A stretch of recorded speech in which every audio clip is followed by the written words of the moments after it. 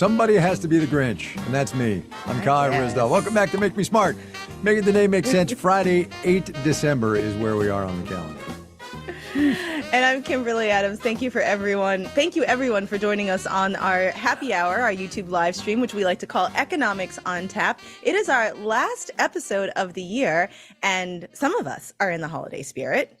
Some of us. It's Jasper no is. wait. Hold Jasper on. even has a bow. I don't know if you can see it. The mic's in the way, but Jasper has a bow. It's not that I'm not in the holiday spirit. I just don't manifest the way you do. That's That's fair. That's fair. Everyone holidays in their own way. That's fair. That is right. That's very fair. Sarah Slosher says she loves your tiara. Thank you. It's a fascinator. Kai actually got that right before the show. He figured it out. He was pretty close to. I was almost right. I called it. What did I call it? Almost. A spectator? Yeah. Yes, you called it a spectator. But I mean, it's like it's a synonym-ish. Yeah, right? I'd go there. Yeah, I'd go there. yeah. You bet. Okay. What are you drinking? What am I doing? I'm having a cup. I'm going to out myself here. So I'm having a cup of coffee. You're blocking the view. You're blocking the view. There's something in front of your camera. So all right. So the way I have to do this is that. Okay. Hang on.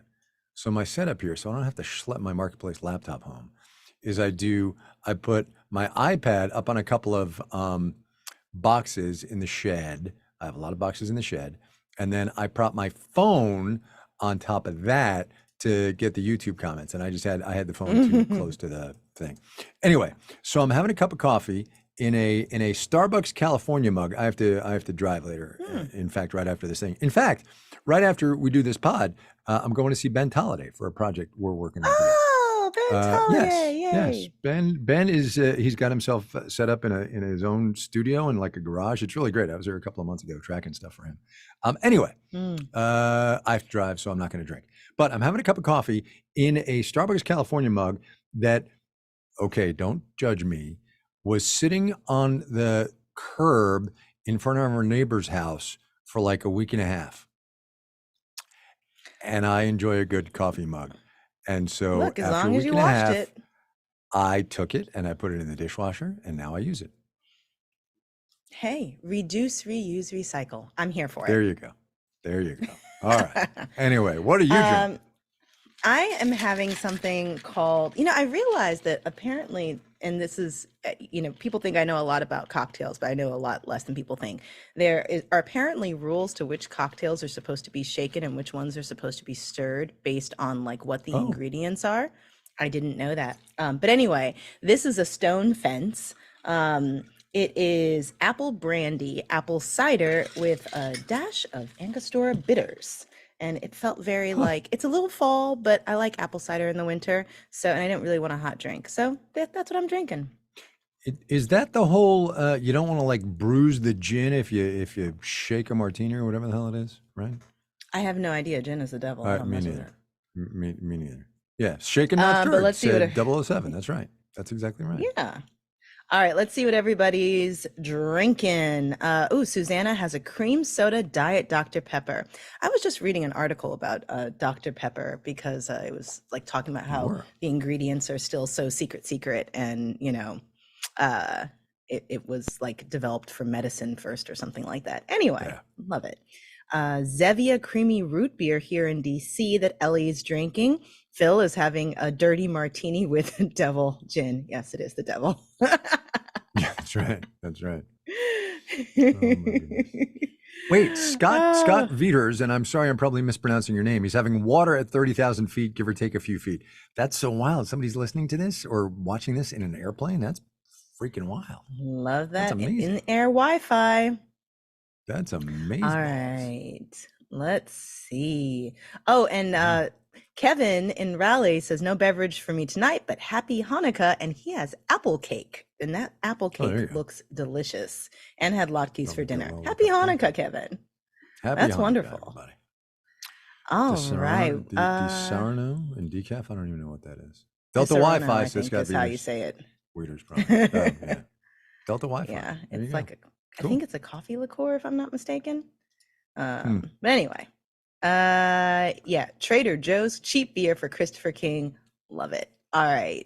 Trader Joe's Let's has get some to really some good news. beers. But anyway, yes, let's get to some news. Let's get to some news. Oh, wait, one more drink. Jonathan Evans is Okay. drinking something called a change of address, a non-alcoholic cocktail from Eric Nelson. 3/4 ounce lemon juice, 3/4 ounce maple syrup, 1 teaspoon soy sauce. You shake it and pour it and add 3 ounces of Coca-Cola. That sounds fascinating. Huh. I want to hear more about this and how it I'm a actually say no. tastes. I'm a say Okay. no. All right. What's your news, Kai? Okay, so I will give you the item and then I will tell you why I picked it. From the New York Times today, updated at 4:12 p.m. Eastern Time. The head of the OPEC oil cartel, the New York Times writes, alarmed that nations gathered at the United Nations Climate Summit in Dubai are considering an agreement to phase out fossil fuels. The head of OPEC has directed the group's members to scuttle any oil deal that would affect the continued production of and sales of oil, gas, and coal.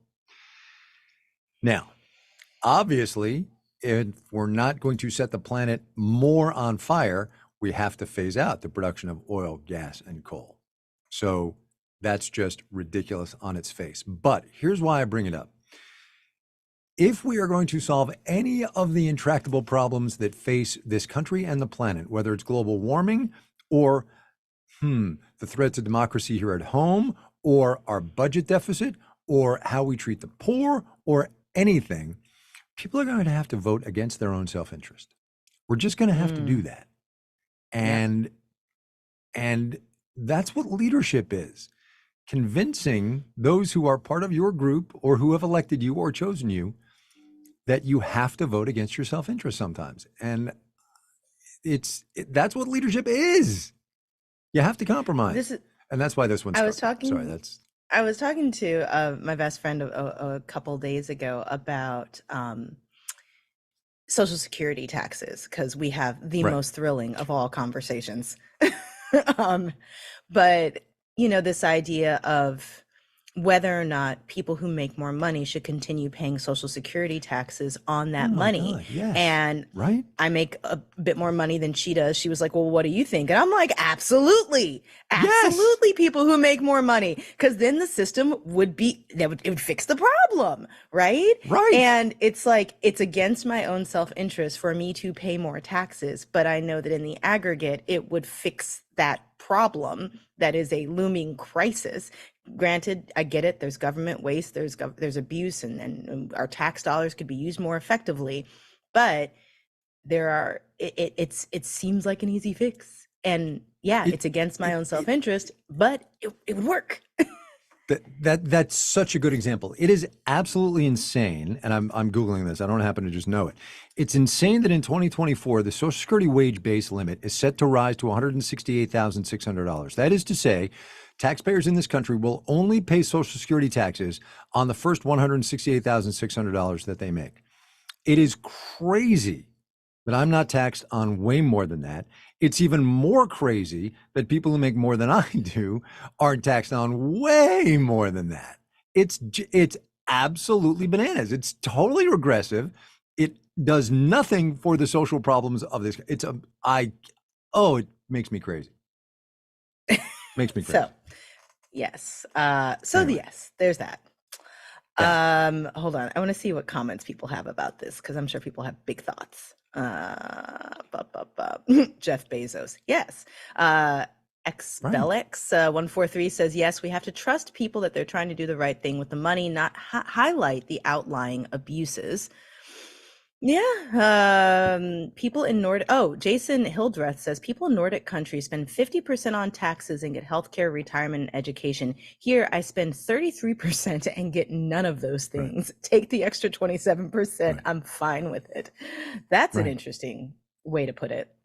Okay.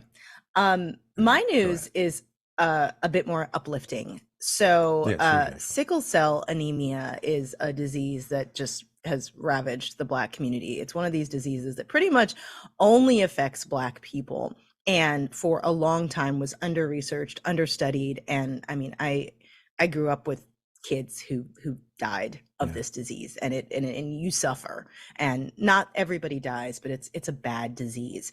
Anyway, it's very painful and it's typically manifesting kids. Anyway, the U.S. Food and Drug Administration, reading from Reuters here, on Friday approved 2 gene therapies for sickle cell disease, making one of them the first treatment in the United States based on the Nobel Prize-winning CRISPR gene editing technology. This is a huge deal, and it is science fixing a problem. They describe sickle cell disease as a painful inherited blood disorder in which the body makes flawed sickle cell-shaped hemoglobin, impairing the ability of red blood cells to properly carry oxygen to the body's tissues. The disease, which can be debilitating and lead to premature deaths, affects an estimated 100,000 people in the United States, most of whom are Black. This it has a list price of $2.2 million to $3.1 million. I'm guessing maybe that they'll end up getting covered by insurance. I don't know, Yeah. but it's a life-saving thing. So in the show notes, I've linked to a couple of articles about this, including a really nice piece in Stat News from a woman named Jennifer Fields, Black woman who says she has lived with sickle cell disease for 39 years and talks about how, I'll just read what she says. These gene therapies. Yet I find myself teetering between excitement and skepticism. I am thrilled that research for sickle cell disease treatments and possible cures has blossomed. However, I worry that the celebration around this approval is ignoring a significant barrier, a historic legacy of medical mistrust. And she goes on to describe all of the very valid reasons that Black people have to question the medical establishment. And that's going to be part of the effort, as this treatment gets rolled out. So anyway, that's my news. Yeah, it's a big deal. And if you didn't hear them, and I'm going to guess that most listeners to this podcast are listeners to Morning Edition and All Things Considered, Rob Stein at Morning Edition a couple of times over the past year-ish has done feature stories on this one woman who has or had, because it got fixed, I guess, I think she sickle had cell. it because she was one of the Right. She was one of the clinical trials. Right. clinical So she trials. had That's what I was sickle trying to cell, say. and Rob went through and described her life, and she described in vivid terms how painful it is. And then when the trial worked on her, he went back and talked to her. It was a really good set of stories. So props to Rob Yeah, for doing that. for sure. Those were great stories. So Yep. anyway, in memory of the little girl who I went to church with growing up, who did not survive the disease, I'm really happy that this happened. Yeah, that's great. That's great. All right, we'll take a quick break. Come back and do a little half full, half empty.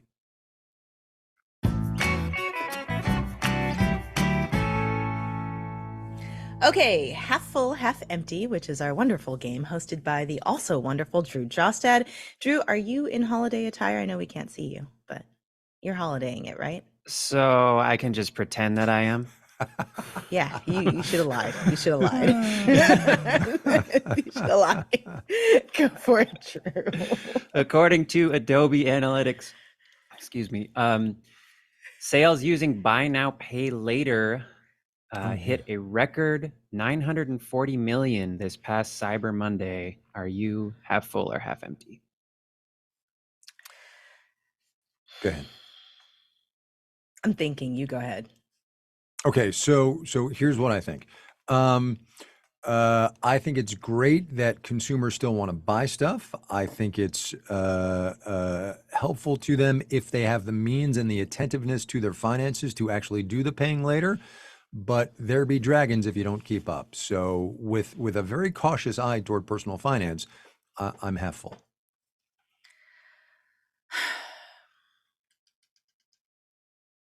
I'm gonna have to go half empty.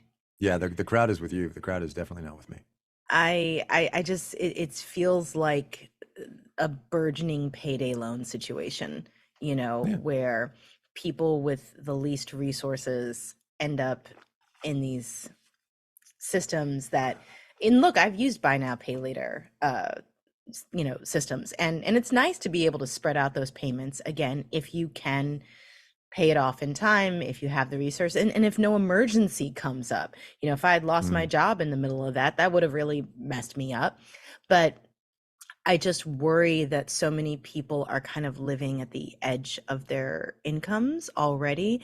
And I, never envy this time of year parents with small children who are trying to do their best to make Christmas special for their kids or Hanukkah special for their kids and stretching a bit more than maybe they otherwise would. And it's nice that this is available, but I worry about it. So I got to go half empty.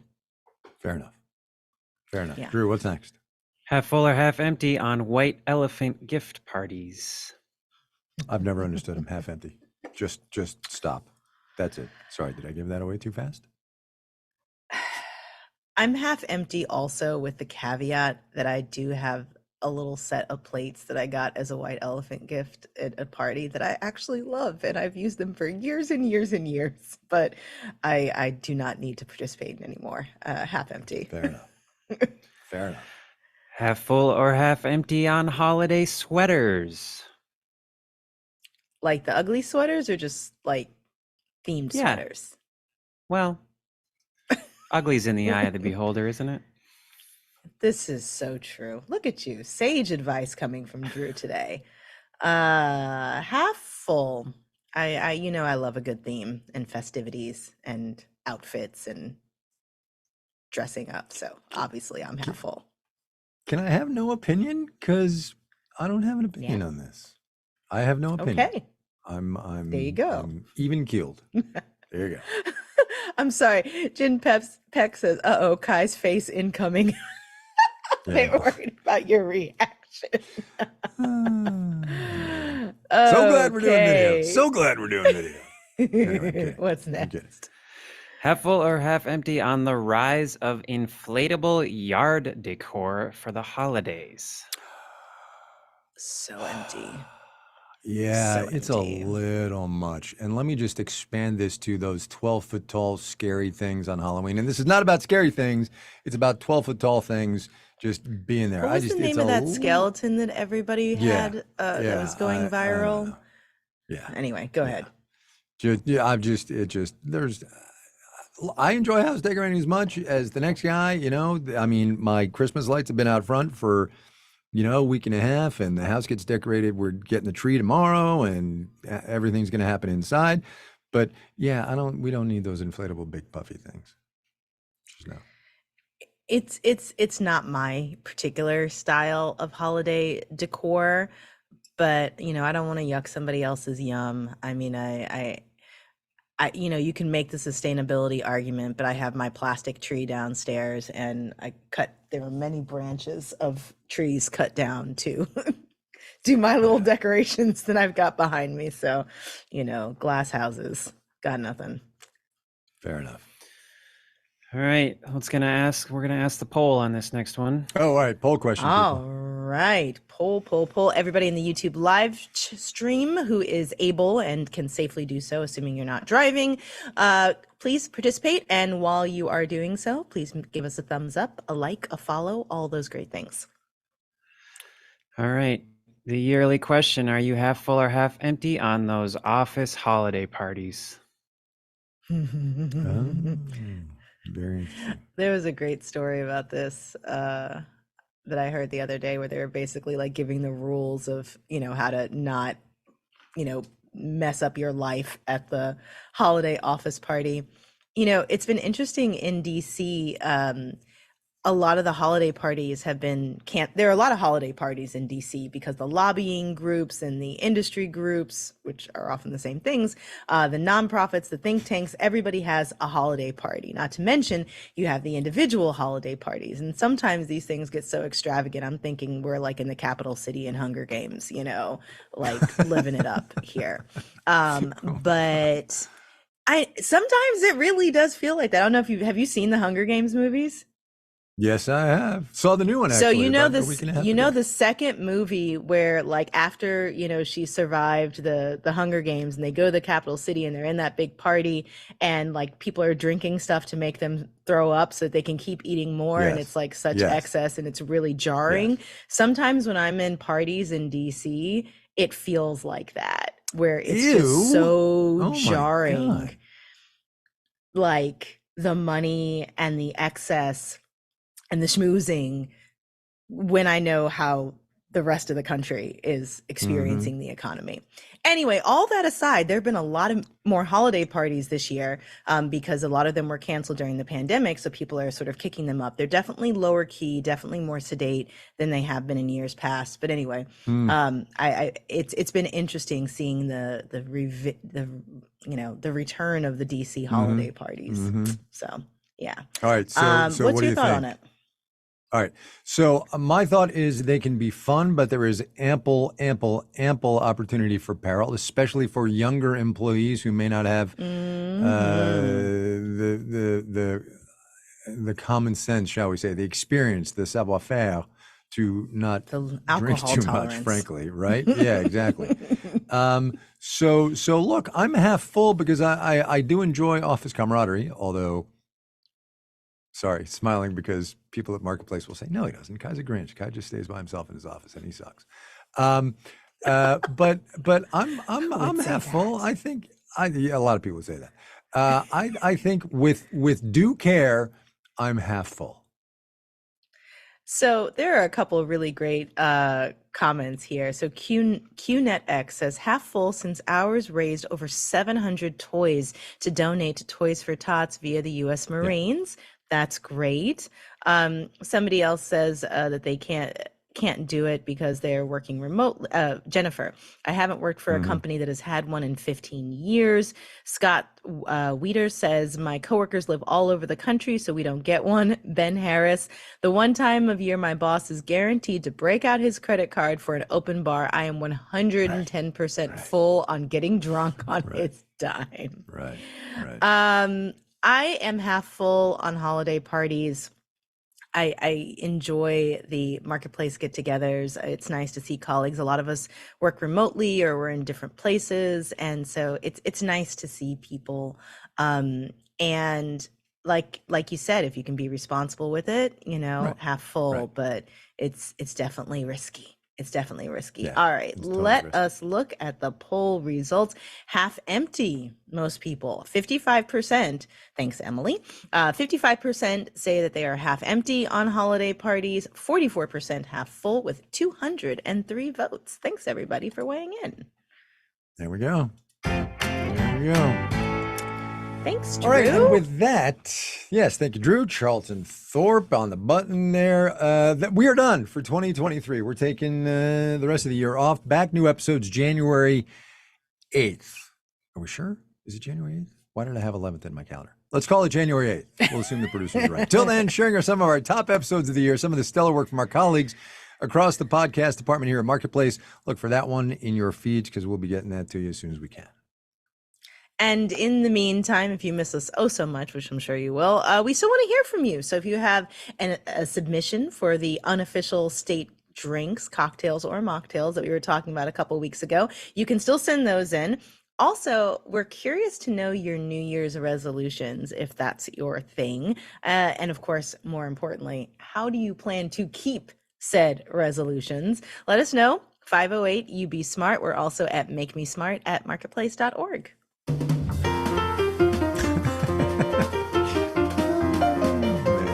Make Me Smart is produced, despite what the music says, this is Make Me Smart. It's produced by Courtney Bergseeker. Today's episode was engineered by Charlton Thorpe, who has amazing taste in music, if Charlton picked it. Who knows? Somebody has great taste in holiday tunes. The team behind the Friday Game is Emily McCune and Antoinette Brock. Marissa Cabrera is our senior producer. Bridget Bodner is the director of podcasts. And Francesca Levy is the executive director of digital and on demand. You can bounce Charlton, take us a little out. bit high. There you go.